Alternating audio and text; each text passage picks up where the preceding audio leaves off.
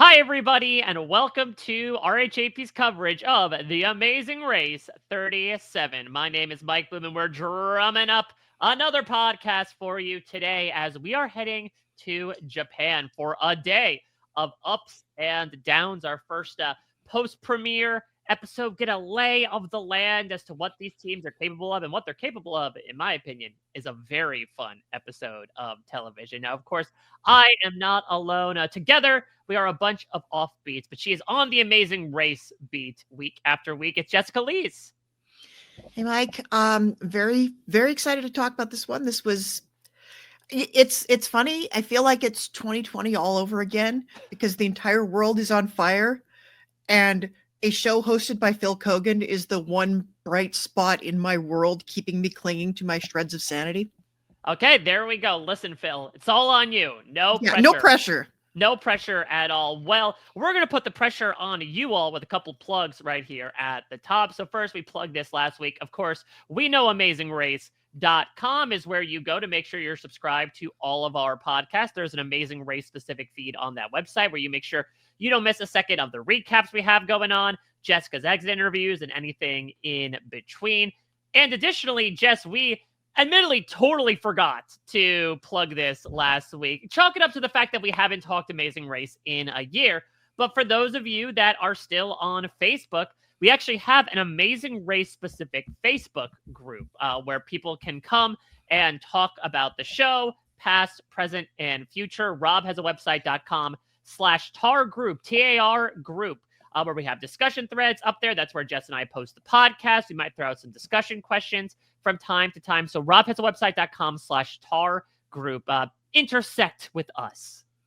Did we miss a chance to call this Amazing Race Facebook group Amazing Race Book?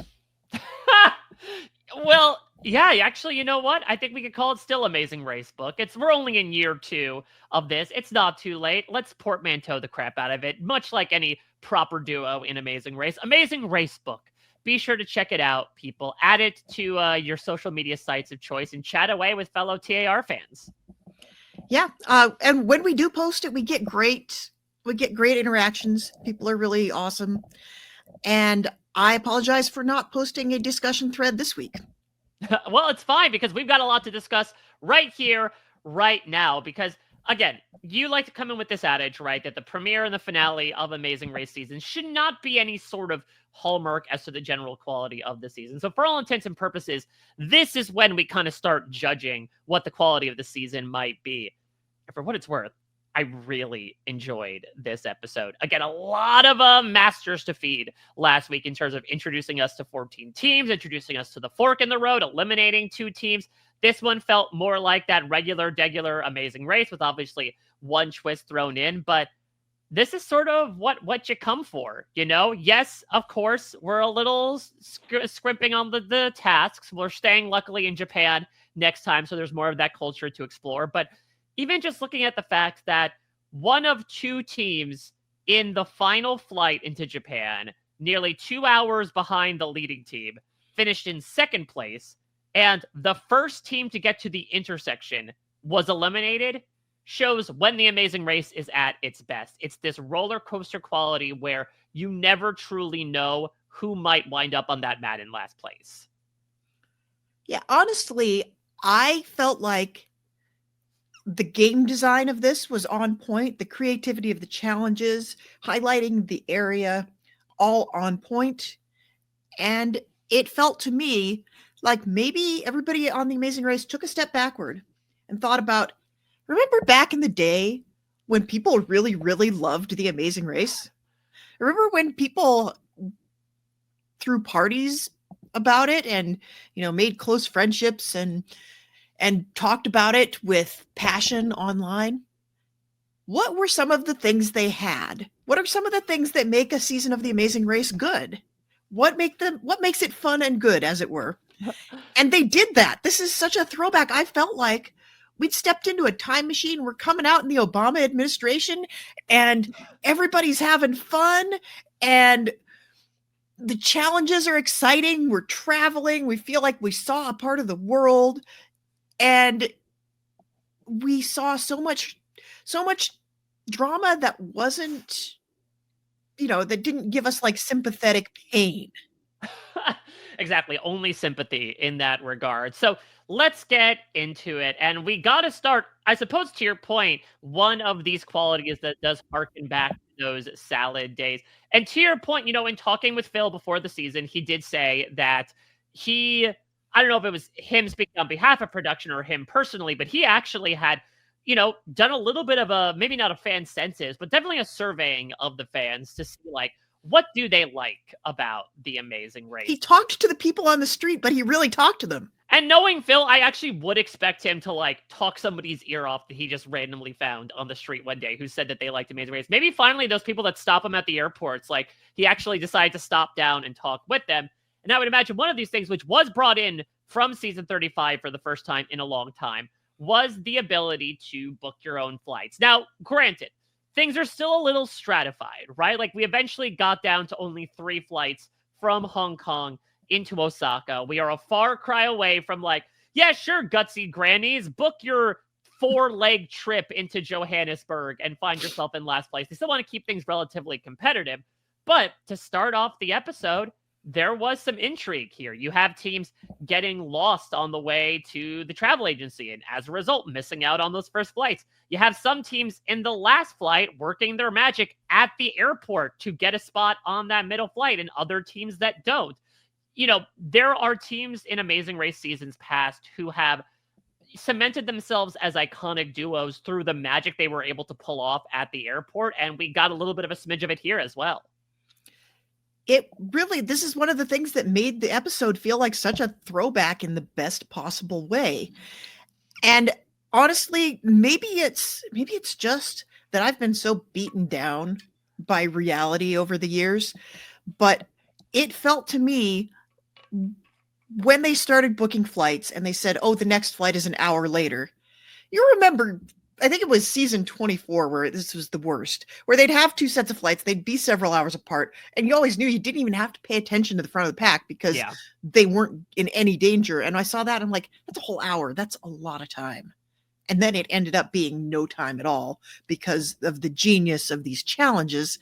And it was like, oh, I do get to have a little treat in my life. I get to have the Amazing Race the way that it used to be. And it isn't, this artificial separation of teams. It felt very organic. It felt like, they pulled off a miracle when they got on that flight that landed half an hour earlier. And you didn't know what was going to happen because they did kind of highlight, oh, there's a connection with this one. We have to go through Taipei. How many times have we seen that happen where that does not pay off? And so it was a little bit of this, like, is this going to pay off? Is this not going to pay off? And then it did, but it didn't matter in the end because enough stuff happened after that. Like one thing led into the next in such a beautiful, organic way that we never knew what was going to happen in this episode. And I thought it was crazy and beautiful that way. Is there a hard and fast JL rule about booking a flight with a connecting airport? Because to your point, we have seen many a time teams be like, it's just a brief layover. It'll be like a 30 minutes, but I think we can make it in time, only for them to get screwed over by like the smallest of technical difficulties. I think it's still worth it if it's going to buy you a lot of time and if it's not a ridiculously tight connection. I think the problem is when you book a flight that connects in an entirely other-ass country and you have 20 minutes between getting off the first flight and getting on the next flight, and you are going to buy yourself 10 minutes with that. That's not worth it. But half an hour is pretty good. And I don't know what their layover was like, but half an hour feels significant.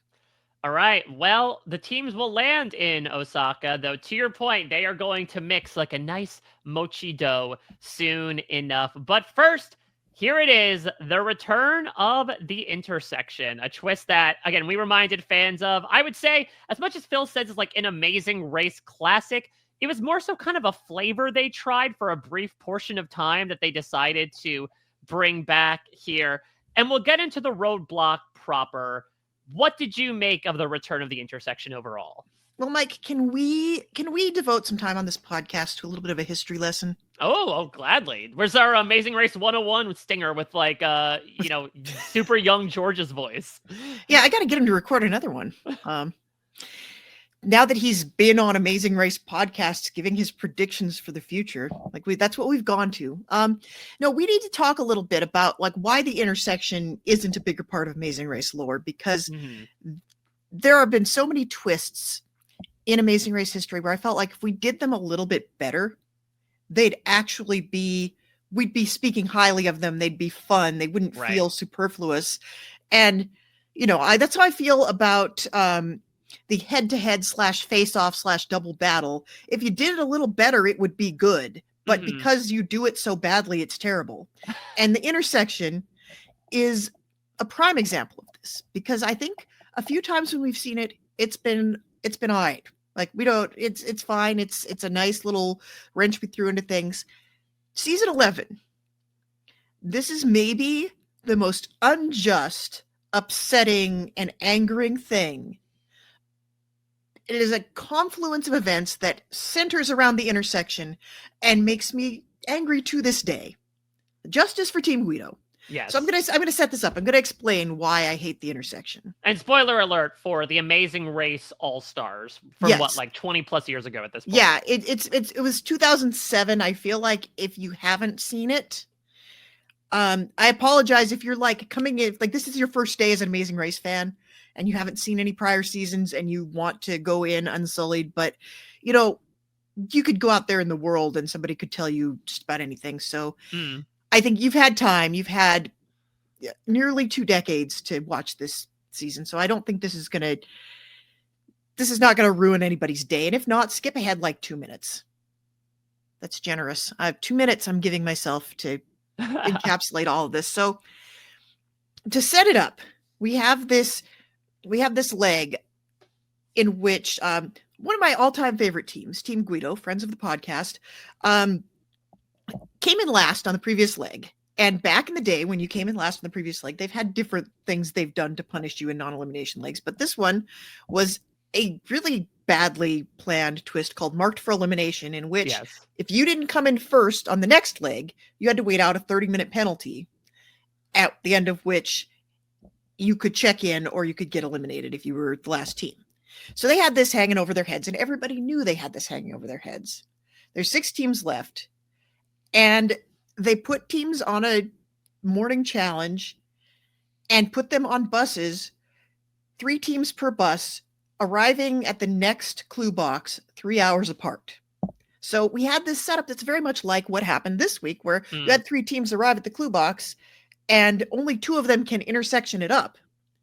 So that leaves the other team having to sit around and wait for the next team to arrive, which I think is all right. It's interesting. But, poor Joe and Bill get left out in the cold here. Literally, I believe it was like in the middle of the night in Warsaw. Yes. It was not a good scene. But anyway, so the team in front of them, 2 teams in front of them team up, open the clue. There's a fast forward on top of an intersection, on top of a detour. Which, for those that need a reminder, a fast forward is a do not, pass go directly back to the start. Like you can, if you get it, you can bypass all the tasks for the rest of the leg and go directly to the pit stop. Right. We're going to see one this season, Mike. So apparently, yeah. It's good that we're digging into the history here, because people need to know what these things are and what the context is. And so the first 2 teams take the fast forward, of course. And it's something really small and stupid, like they have to climb a tower and count the steps, which Amazing Race loves them some stairs. Don't tell Jackie that. So this team is, Joe and Bill are kind of out of luck. They have to wait 3 hours for the next teams to come on. And the team that they end up teaming up with is like, wait a second, they're marked for elimination. So we don't have to do anything. We could just like sandbag them. And then when we all check in at the mat at the same time, they're going to get eliminated. So it was like giving a free pass to Eric and Danielle, who teamed up with them for this. I think that it was Eric and Danielle. It was, yes. Our eventual winners, Eric and Danielle. Yeah. Like in a lot of those all-star seasons, you just look at like, who is the least all-star-y of the all-stars? That's the team that's probably going to win. It's happened in Survivor so many times, and it's happened on Amazing Race. So Anyway, this is basically like having the free pass of the fast forward and the free pass of the marked for elimination at the end, and having the two buses arrive 3 hours apart. It was this perfect storm of terrible things happening on the heads of these poor guys who were among some of the most beloved racers. And they went out, like Amazing Race did them dirty. And we did see the intersection one more time, but we really should not have at that point. And I am sad to say, like, it's back, and I don't know. I think we've put it back, and we've tried to correct the wrongs. Yeah, which like is again to your point, we're not mixing in any additional elements that might incentivize teams to do what Eric and Danielle did, which is good. And I could also imagine why they wanted to throw it in early on to once again mix things up and also allow teams to interact with each other. Phil has certainly been teasing that there are going to be perhaps some elements of social strategy coming up later on. And so whether or not this is like forming an outright alliance or just early bonds, this could be a way to do so. Again, this is something that happened for a task, which, like, on the one hand, yeah, much like the fork in the road, it's like, why are we advertising this for its one task? On the other hand, I guess I would rather have this be the case than, like, for example, Mark and Brett kind of getting dragged down by Ernest and Bridget, and then once they're able to separate, them being able to kind of hoist themselves up due to their own skill, as opposed to, much like we saw with Eric and Danielle, them kind of forcibly getting dragged down by the performance of their other team. On the other hand, I would imagine for people who are still trying to place the names with these teams, it does not help when you essentially create new mini teams in one task by taking two different partners and putting them together. You know, I wasn't mad at that at all. It didn't strike me as hard to keep track of who was doing what, because we took half of those racers out of the equation almost immediately. And I think what you're highlighting here, Mike, is something that is a feature, not a bug. The idea of having another task after it means that no twist can fully screw you. You have heard my rant about this. You need to give people, if you're going to throw something in their way, you need to give them a chance to redeem themselves. And so put this in for one task. I don't hate it. I think it's fun. I think it was, obviously the task was hella fun, as we will get into. Oh my God, yes. But it's also like we would have been so much more upset if this had been an entire leg and poor Brett and Mark ended up being the ones to go out through no fault of their own. I think we'd be more upset. Yeah, so let's get into this. I mean, the spectacle itself was kind of worth the price of admission. Getting to just have the teams watch this like Taiko drum performance to begin with was so much fun. I was happily surprised that the routine that they were showing off was not the routine that they were actually doing, because that was like certain solos that they were throwing to. But regardless, so much circumstance involved. Shout out to those guys that were just straddling those big ass drums and probably had to sit there for hours upon hours at end while poor Ernest was trying to figure it out 17 times over. I mean, what I will say is this is technically the second or third performance task in a row, because we had last time the dancing and the singing as split offs in the fork in the road, and now the drumming. Luckily, we're able to, focus on some other skills in the detour. What I would say is, look, there are plenty of people out there, including previous teams, that will tell you what you need to do to prepare for the amazing race. I don't know if they talk about this, but I'll say it right here, right now.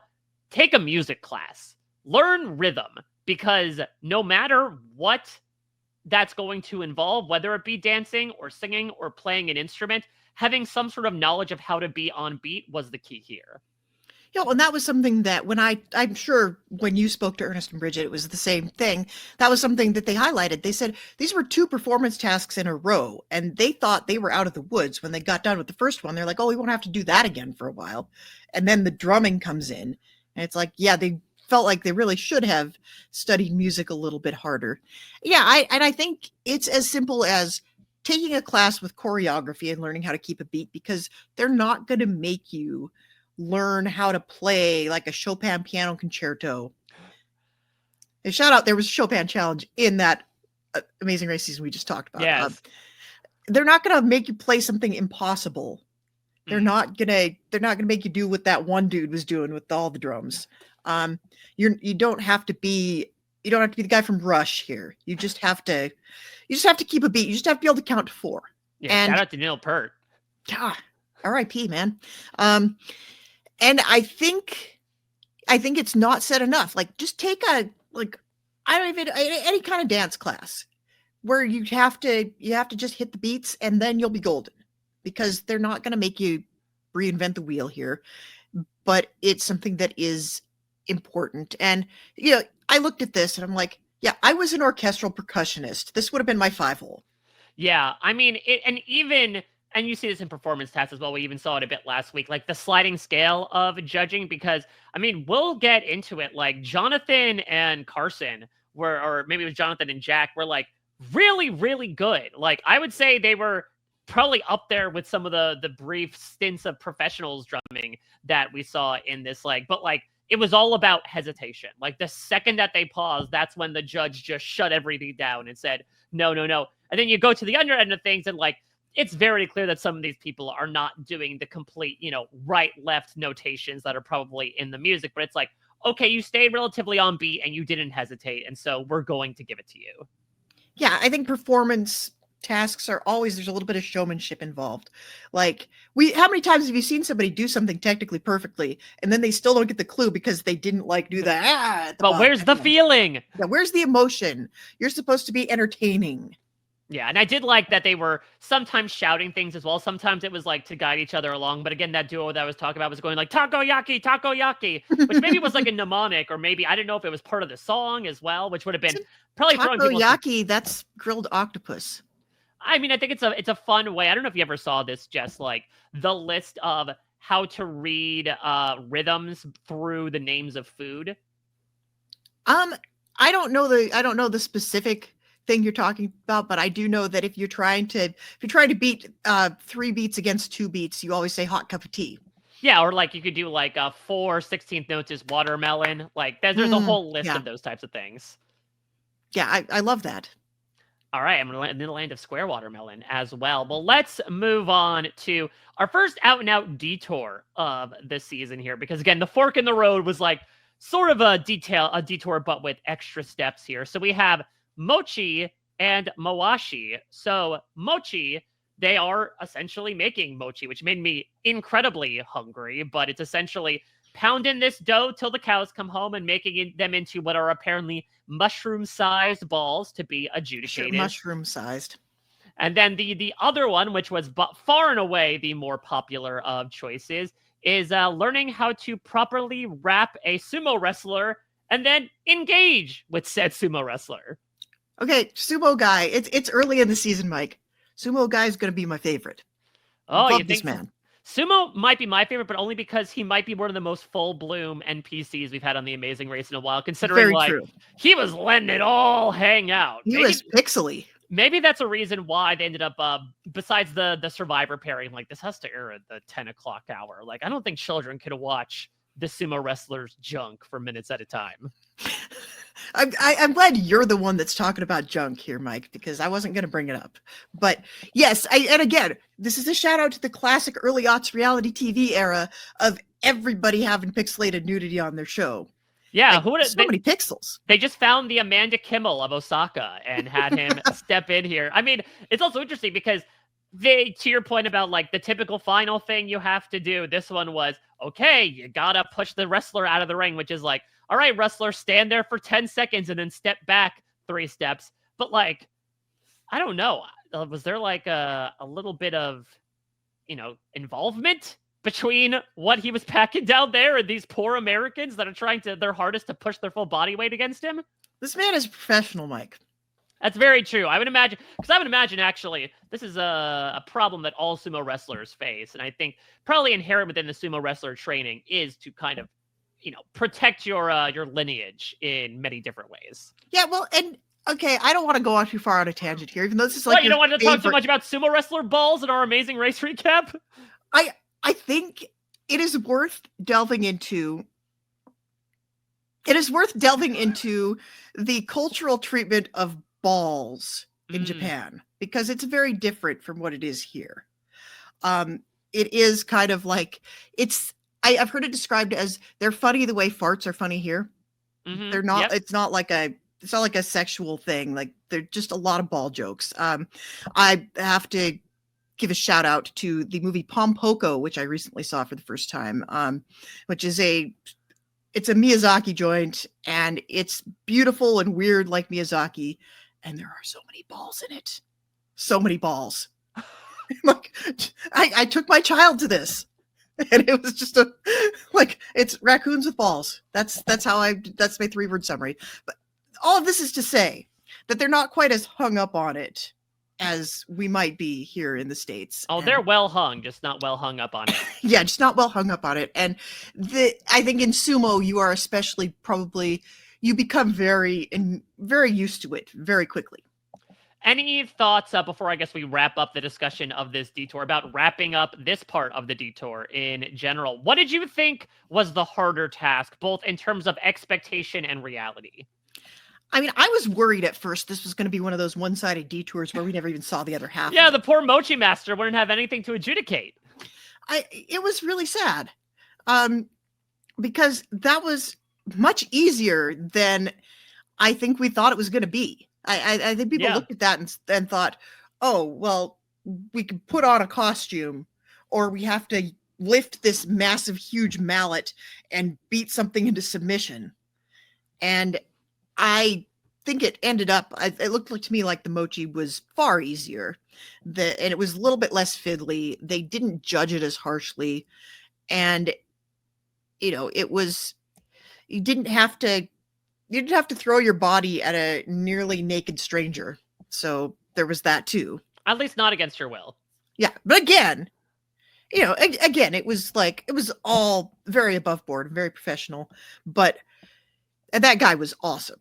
I love that guy. He was so much personality. He was great. And it seems like as much as he's used to that Mawashi, it probably was incredibly uncomfortable for him to wear for hours at a time as these Americans are trying to figure out how to tie it. And yeah, this really goes to show, as we'll talk about with some of these teams like Scott and Lori, and how it downfalls people like Nick and Mike, that the devil is in the details. And I think, again, on paper, it would seem like Mochi would be the one that is more intricate, right? That it's like, okay, there's a special way to prepare this. We've had many tests in Amazing Race seasons past about preparing food that is very meticulous. Mm-hmm. And even something to your point as swinging the mallet. I mean, Melinda and Erica did not choose Mochi initially. They just stumbled upon it. And then they ended up picking what was probably the more favorable task to them, because, it turns out that there were many folds and loops and crevices abound when it came to tying this sash that really had some teams struggling.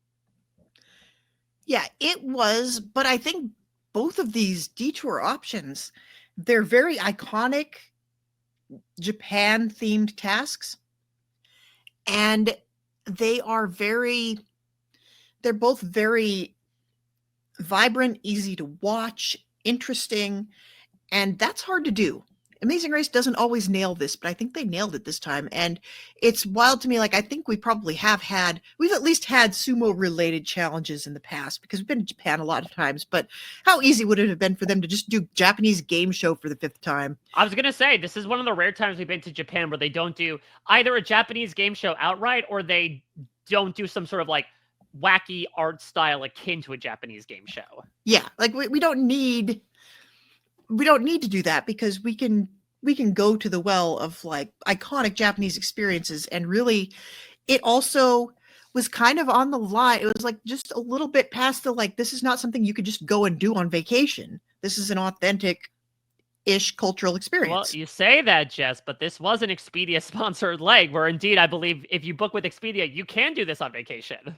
Can you taiko drum? Because I would do that. I think you can. I feel like you could do a day with the taiko drummers. If anything, I would just want to hang with the taiko drummers for a day. They looked rad.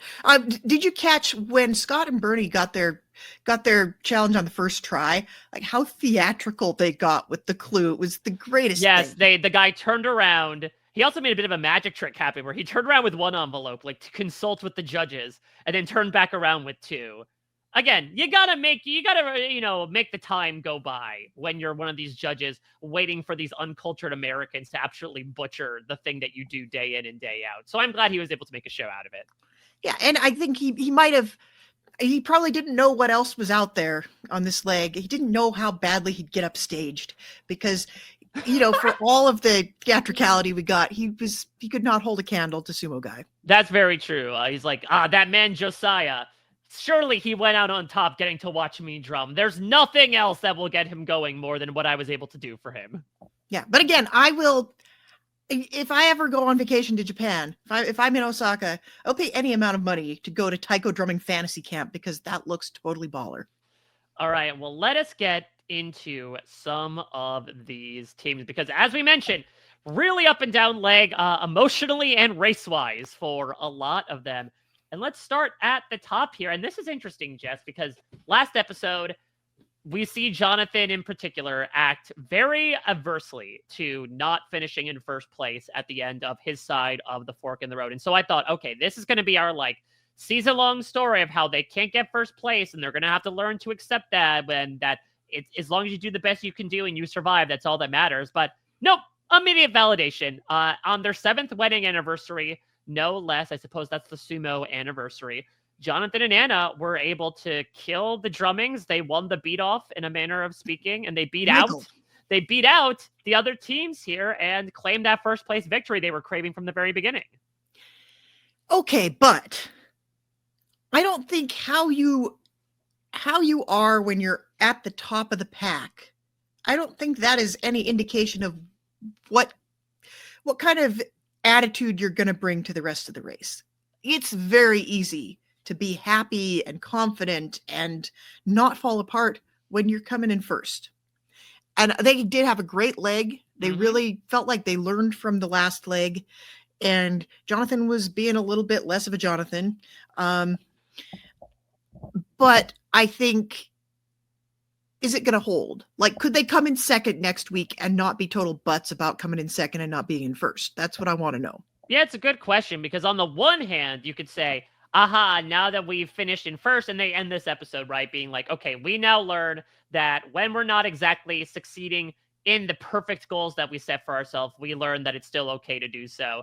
But there's also the other side that's like, they got that first taste of ecstasy in a manner of speaking, right? They got the thrill of victory. Does the agony of defeat still mean anything but first? And does it make it hurt even more when they miss out on that feeling again? Yeah, once you've been up there, can you handle not being up there? And I think, didn't Phil even tell you that Jonathan is harder on himself than any other racer he's ever met? So we may not have seen the last of that version of them. But you know what? You don't have to come in first. You just have to not come in last. That's my message to all of you out there in Amazing Raceland who are thinking about, how are they going to handle this? Don't worry about coming in first. Yeah, the Expedia points are fun, but yeah, I just talked to Ricky and Cesar. They're having a hard time using up all their points. So you don't even need to come in first because you don't even know what you're going to do with it when it comes your way. You can't spend 5 million points in 1 year. Let somebody else win every so often. Just make sure you make the finals and make sure you win the one leg that's important, right? That's an interesting strategy of listen, you do us a little bit of a solid later on. I'll let you step on first right now and get that trip to Kilimanjaro. Hell yeah. I'm not above negotiating. I mean, it's not like I'm splitting the prize. I'm not promising to buy you a motorcycle with my $1 million. All right, well, let's move on here to the comeback kids of this, I say comeback with 8 kids here, Scott and Lori. And I really am getting good vibes from them, Jess, because look at this. They leave Hong Kong in last place, which I do think was their own fault. They got a little complacent and they said oh, well, what's done is done. At least there's 3 other teams that'll be on the last flight with us. There was only one, but once they actually touched down in Japan, they were able to make up for it tenfold, quite literally with the folding of the Mawashi between, Scott's musical aptitude and then their ability to watch the entirety of the demonstration, pay attention to those smaller details, and kill it in one try. A jump from tied for 12th all the way up to second over the course of only a couple tasks. It was fantastic television. How terrible would this episode have been? How low energy would we be right now if they'd just gone to the back of the pack and gone out this week? And that was the end of it. And even if they'd gone up to the middle of the pack, clawed their way up to 7th or 6th after being that far behind, that'd be a great story too. But to go from 12th place all the way up to second place just by being good at the challenges, like you should be able to do that every week. Like Amazing Race should be able to facilitate that.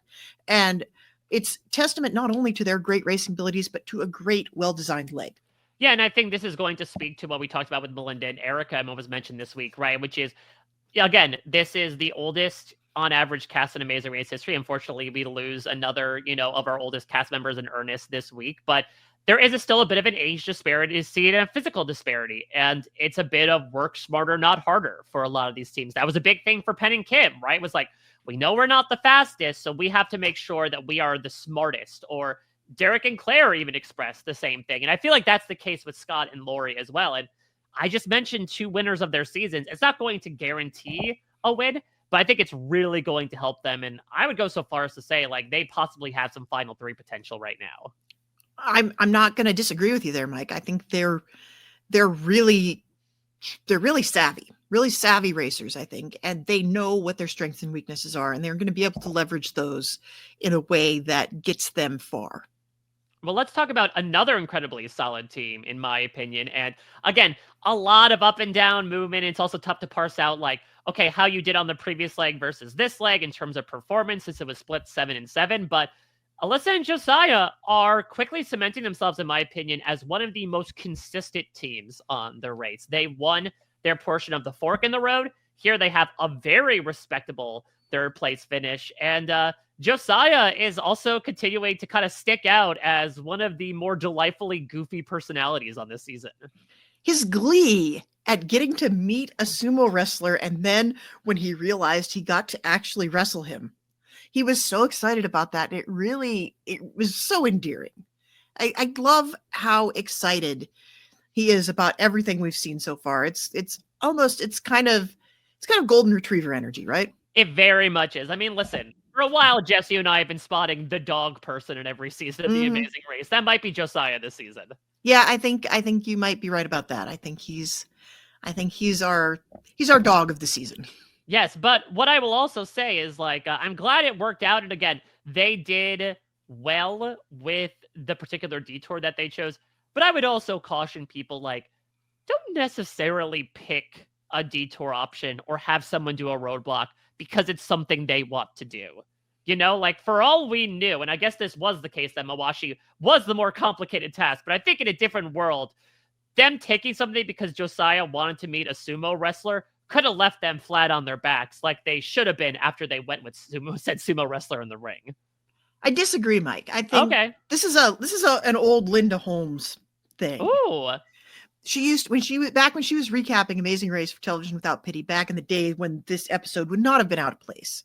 She used to say, if you have 2 detour options and you have limited information, you might as well pick the one that's going to be the most fun. Oh. Because, you're not guaranteed. Like, yes, it's a race for $1 million, but it's a race around the world. Like, why not get the experiences you came for? Why not, take a big bite out of the race while you're clawing your way up to the top? Yeah, I guess that's a good point as well. And they're also still in the early stages of, like, there's enough teams. We could have our cake and eat it too, proverbially speaking. And you should, if you want to get to the girth of that sumo wrestler, you better start eating that cake. Yeah, I would love the sumo wrestler diet, I think. Imagine how much sushi you get to eat. I guess so, but it almost feels like tiring at that point. Like, I feel like when you talk to Survivor players, right, and they talk about putting on weight, like, I think even to them, the prospect of a milkshake feels like work. And at that point, why even consume it? Yeah, it's true. Maybe it loses some luster.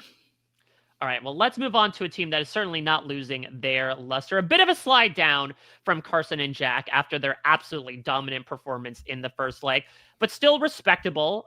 Jack and Jonathan were able to jump quite ahead in the pack and be able to get some revenge on the 2 teams that left them behind at the intersection. Yeah, they speak a little Japanese, which was probably helpful. Yeah, this is interesting as well that we have, I think it was Jack had lived in LA, so they didn't even need the map to get to LAX. Now Carson speaks a little Japanese, so I don't know. Like, obviously, Ricky and Cesar had a very specific benefit with the route that happened in season 36, but I wonder if we're going to get that, but on a global basis for Carson and Jack.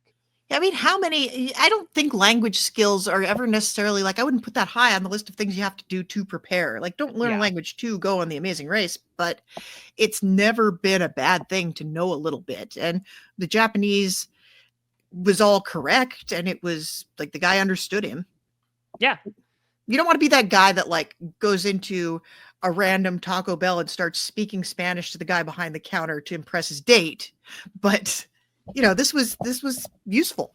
Yeah. It was helpful. Passing their group performance check with advantage, with Jonathan given the advantage of their musicality. I think I'd say right now, if I'm predicting the final 3 out of these 11 teams, I would probably say my money would be on Scott and Lori, Alyssa and Josiah, and Carson and Jack. Now, that said, as we talked about, it's the Amazing Race. Variability should be key. So any of these 3 teams can just have their legs cut out from under them. But I think all 3 teams right now through 2 legs have shown a general realm of talent with pretty much everything we've seen so far, plus the ability to, navigate pretty well in foreign environments. Yeah, they seem very in their element. I think you're probably, I wouldn't be surprised to see like 66% accuracy there, Mike. Yeah, and also we find a little bit more about the 2 of them, that they're platonic soulmates. I love that. Love that for them. Yeah, it's fun to find out that they're like childhood friends, right? Because again, their lower third is just like gamers. I did not realize that they actually have a very decades-long relationship together. Yeah, and it's lovely that the 2 of them are so close and like have come up together with so many things in common. And that's kind of bond you love to see. I think like we're going to get to Bernie and Kerrigan, but they also had a very similar story where they said they compare themselves to an old married couple. And I think we place too much emphasis on specific types of relationships. Like your friendships are just as important as your family and your spouse. Yes, exactly. The family that you choose, in a manner of speaking. Exactly. Well, let's talk about an actual blood pair as opposed to just water. Melinda and Erica. So, just as much as 90 minutes was like necessary, especially with a burgeoning number of teams, I feel like there was some stuff that was missing a bit in the context leading up to the pit stop. And we'll get to this with our next couple teams, our Mochi teams, because Courtney and Jasmine definitely left the detour first, but Melinda and Erica seemed to check in a good portion of time before they did. Yeah, I think it looked like it might just be down to better cab luck. Yeah, I think that makes sense. Or like possibly, I mean, we saw them get lost on the way to the pit stop last week. It might have been the same case this week where they just couldn't find the right hill to go up to. Right. And you saw that. It wasn't like you park and you walk straight up to the pagoda. You had to like go around the grounds, and you're supposed to search for Phil. It's not just Phil is there. It's you got to find him. Yeah. But they were able to, I think after last week where again, we didn't get much outside of them scrambling to get to the pit stop. We get a little bit of their strategy, which as I mentioned before, I think just given their physical elements are saying work smarter, not harder. That pays off when Erica hustles to get them on the second flight. And it does when they end up wandering into the wrong detour, but it proves to be the right one because it turns out that, yeah, swinging a cartoonish sledgehammer is great, but it's not the end-all be-all when it comes to making mochi.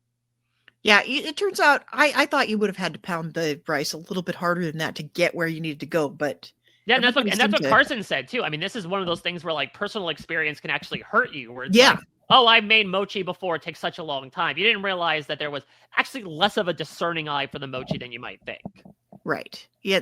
I mean, I didn't think that the judge was necessarily being lax either. It looked mochi-like. It looked like you could. I mean, after those balls looked pretty manhandled at the end. Sorry. Are you talking about the sumo wrestler again? I'm not sure you could serve these balls, but the actual the mochi akira there, it looked fine. It looked like mochi to me. All right, moving on. Let's talk about a couple other of these mochi teams.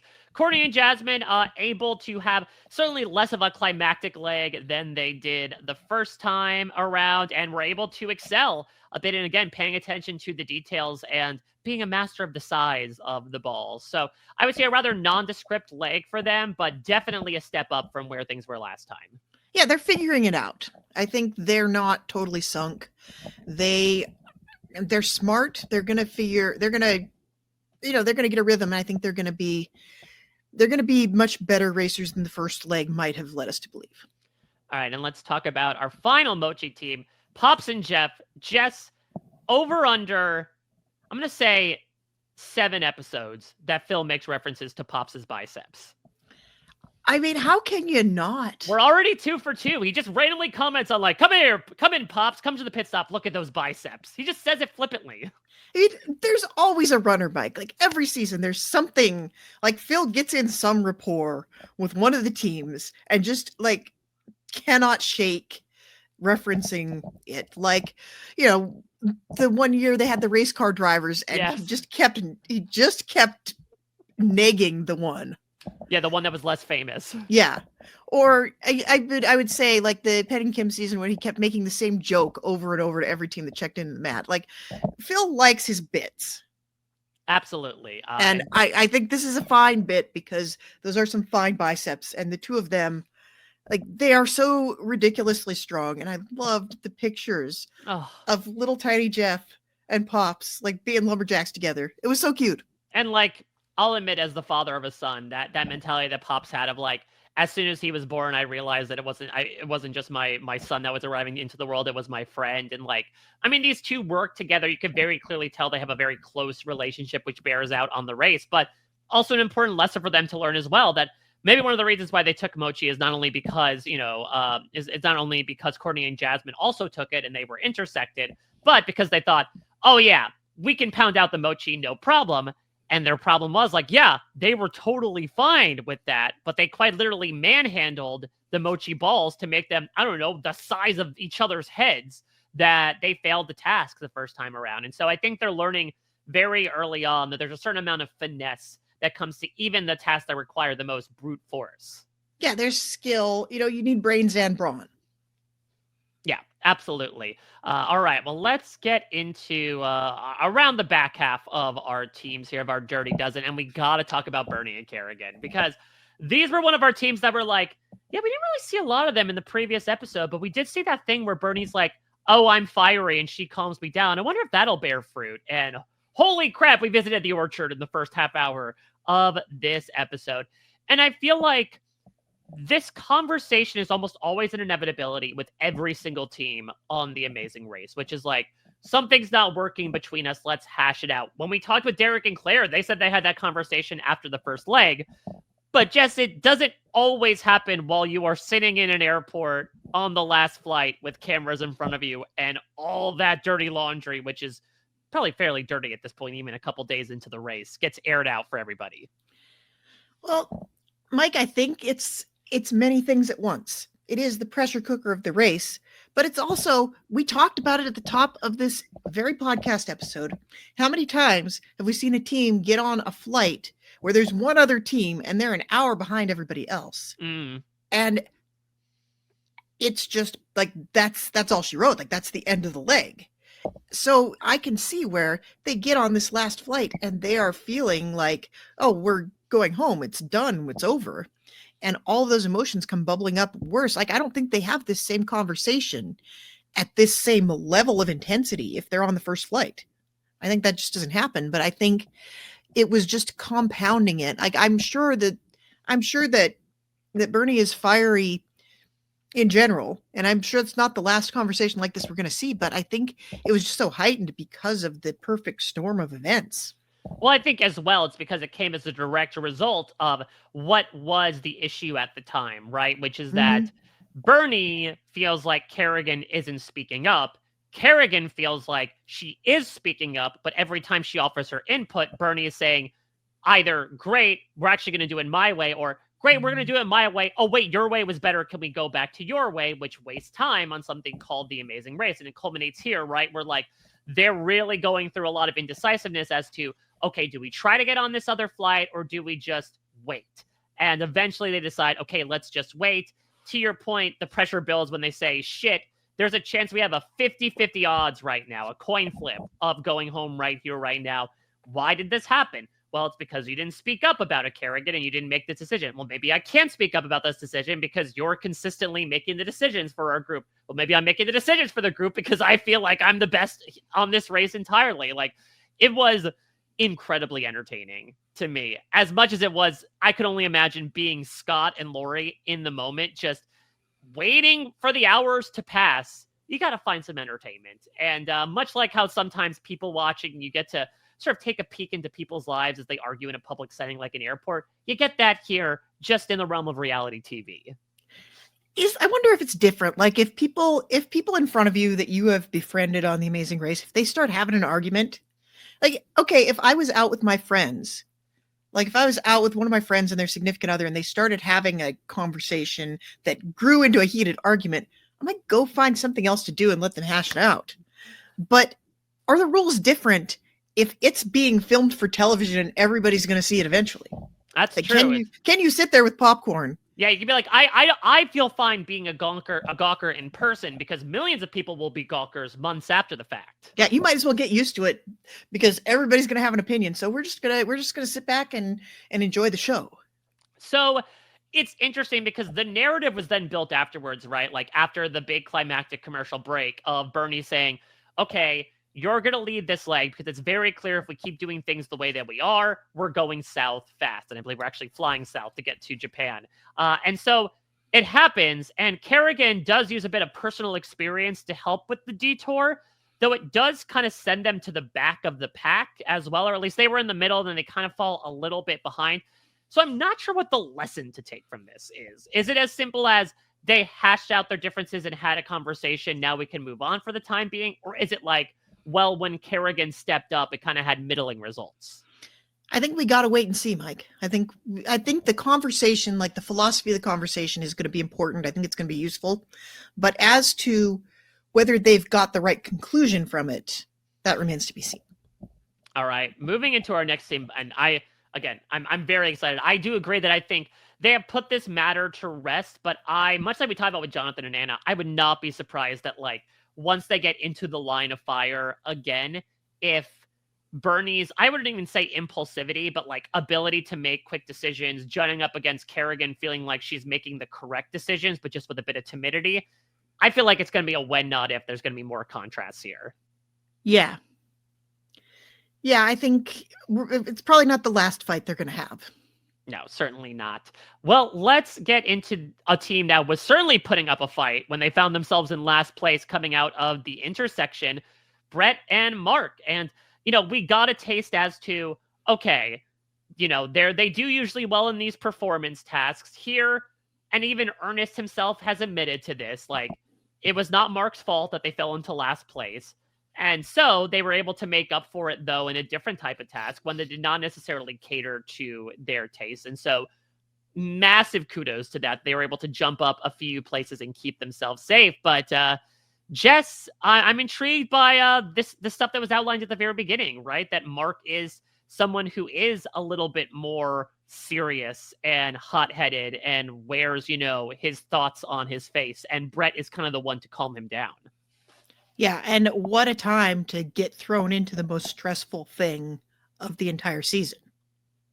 Yeah. Because when you're in a roadblock situation, I have long said that the worst possible position to be in is to be the person not doing the roadblock and not being able to do anything. Right. Just complete powerlessness. Yeah, just complete powerlessness while your partner struggles and your partner's not doing what you would do and you can get frustrated. I submit it's probably even harder when you are in the intersection and you are not the problem. He's doing everything right. He's not, he's on point and he has to wait. He has to put his fate in the hands of somebody else. I can see where this would be really, really stressful and really upsetting. And I mean, kudos to Brett for being a good partner to him through all of this. Yeah, and to Mark for at least trying to voice out loud what the difficulties of the intersection was, right? Which was, I need to motivate Ernest to help him do better. I don't know how to do that. I just met this man 2 days ago. Yeah, this is a total stranger. I don't know what makes them tick. And that makes it even harder. It's like, it's not only is your fate in somebody else's hands, it's the fate of somebody's hands who you don't really know and you don't really know how to talk to. And you are feeling demotivated yourself and you have to be the cheerleader for somebody else. It's so many things at once. And I think both of these guys had so much compassion for Ernest and Bridget in that moment. Yeah. And I thought they handled what was a difficult and stressful situation with a lot of grace. And I do think when it comes to these different type of personalities, and in particular, Mark admitting he, quote, sometimes is angry just to be angry, I don't think this will translate to the two of them. I don't know if we'll get much conflict between them because, they've been married for a while. I think they've worked out sort of, their differences in personalities. I could see this playing out much more in relation to other teams, especially if we get, again, more strategic decision-based elements involved. If a U-turn decision is made against Brett and Mark, I fear for the people who did it, because the second he catches up to them, I think he will let them hear it. Oh, yeah, they're going to taste his wrath. All right, and hopefully it doesn't taste like mochi, or does. Let's move on here to Jess. What's going on with Nick and Mike? Dare I say it, are we getting Dandrew 2.0 vibes from Nick and Mike? It's too soon to tell, but they are very different from how I expected them. But I wonder how much of this is Nick and Mike and how much is the edit, because they had a little bit of an up and down week, but I thought from the beginning, like, the previously on The Amazing Race was kind of doing them dirty, because I didn't remember them having such a bad week last week, and I thought they did okay. Yeah. And then Phil's voiceover is like, Nick and Mike really sucked at this task. Why are they so terrible? No wonder it took them 7 tries to get on. And I'm like, ouch, man. He didn't really say that. That was mean. But imagine just in his very smooth New Zealand accent talking about, now Nick and Mike really suck, don't they, everybody? Come on, let's laugh at them. Yeah, I was expecting much worse, because frequently that segment is foreshadowing. And it's saying, okay, remember when this team did this thing? And I'm like, well, that's not really what they did, but okay. They did that thing, so they're going to do this thing that's similar to it this leg. And, it wasn't their best leg, but I struggle to see, like, what was so comically bad about them. No, I think Nick and Mike, our team, had us in the first half, not going to lie. We're like, the first half of every leg, they seem to be doing pretty well. And for whatever reason, so far, we are 2 for 2 in, like, the last task of the leg. They just really have a tough time with. It was the dancing last week. This week, they just could not get the Mawashi whatsoever. And so as a result, like, remember, they and Alyssa and Josiah were the second to leave the intersection overall. And then now Nick and Mike fall to third to last over the course of this. I imagine we're going to get a storyline where they're finally going to let the rose-colored glasses fall from their eyes a bit and be like, wow, shit, playing The Amazing Race is much harder than watching it. We got to slow down and figure out what to do, and like then they'll have some success from it. But to your point from last week, types like this do not necessarily have placements like they do.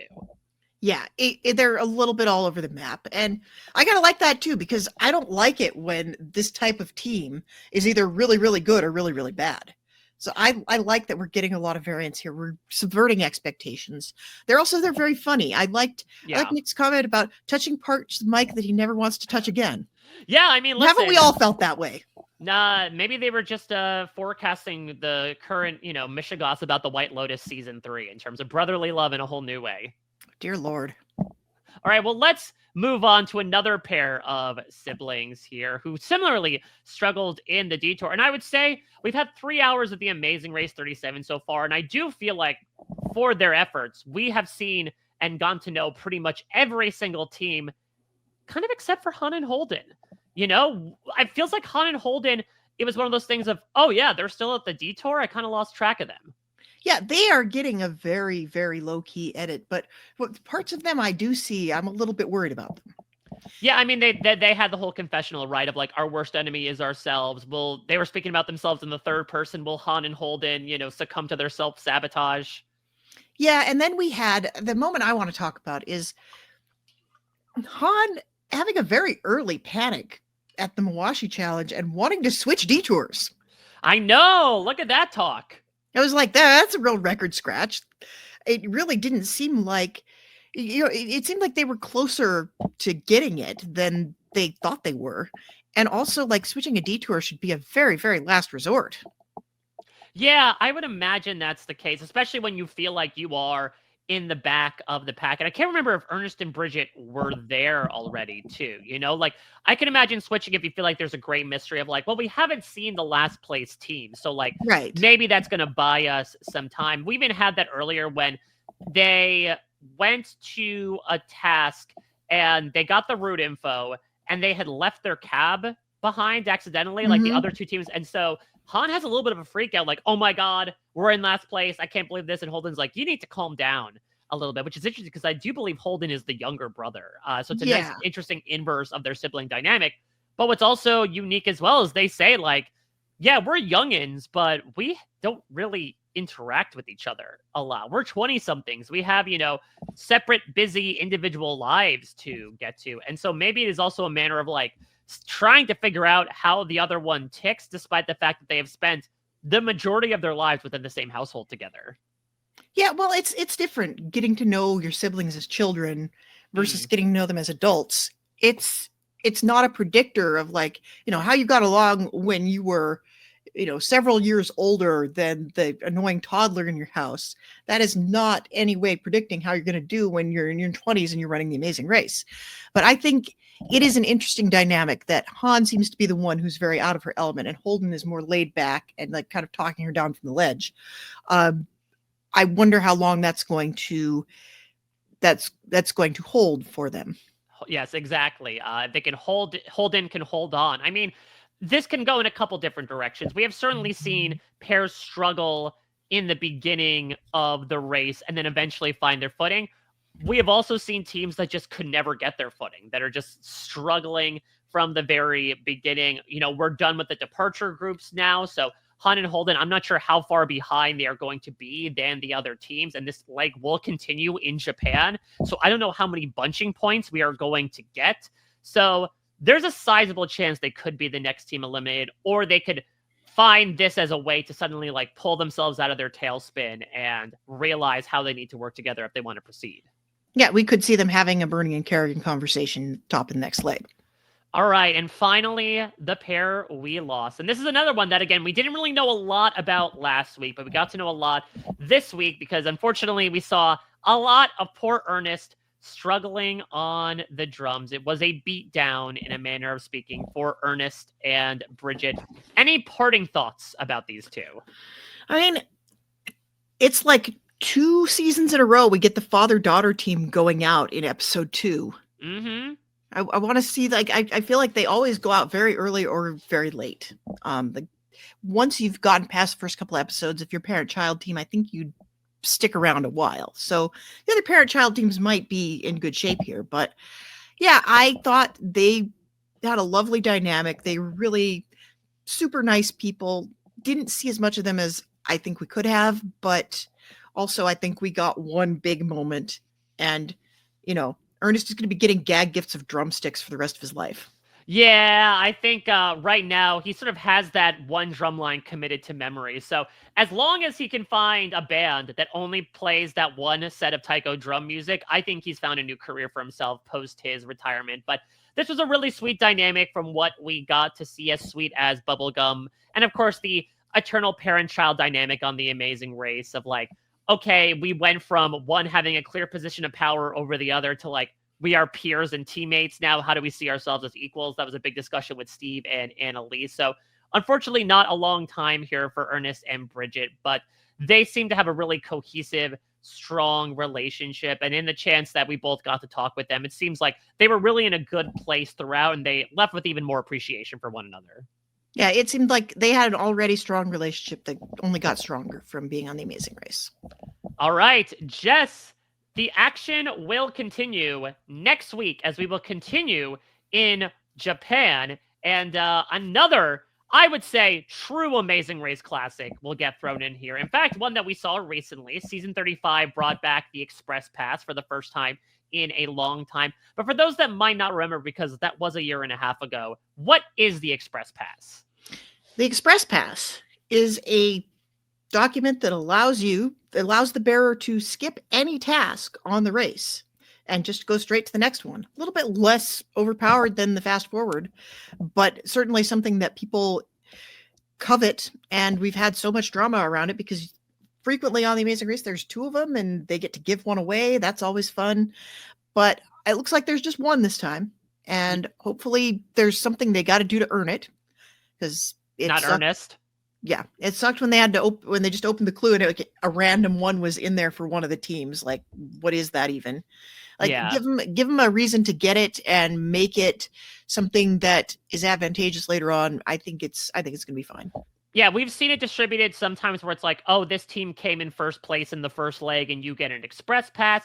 We've seen, I think in 35, most recently, they did this where it was like almost a separate task that you, if you want to go for it, you can try to get the express pass coming at the expense of possibly jeopardizing your place in the race, which was Canada does that a lot. Yeah, which was like the idea of the fast forward in the first place, Right. too, right? That since everyone gets a chance at one. So I'm hopeful that's the case. I'll be intrigued to see how many they give out and also when they can be used. Usually express passes are timed to a certain leg.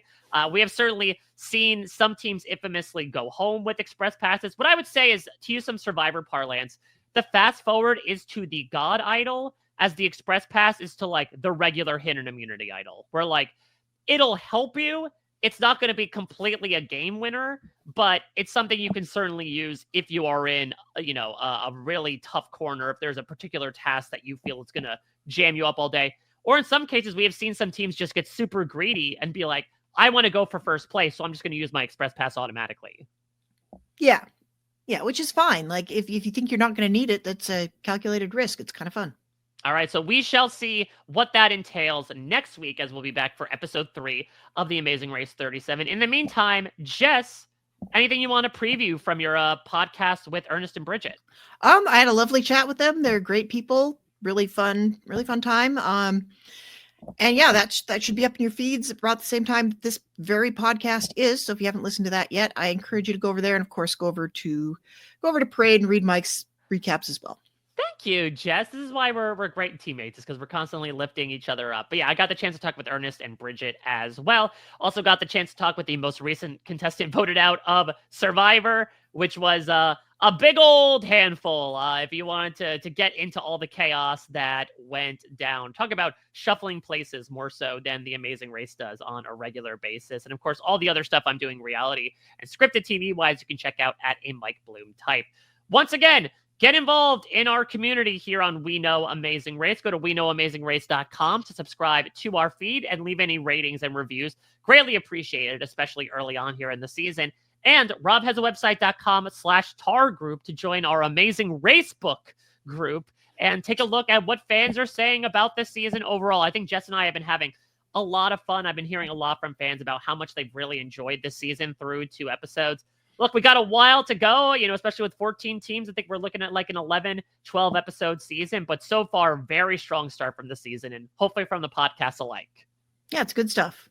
All right, we'll be back next week covering episode 3 as we continue to wend our way through Japan. Until next time, everybody, take care. Bye-bye. This is RHAP. We Know Reality TV.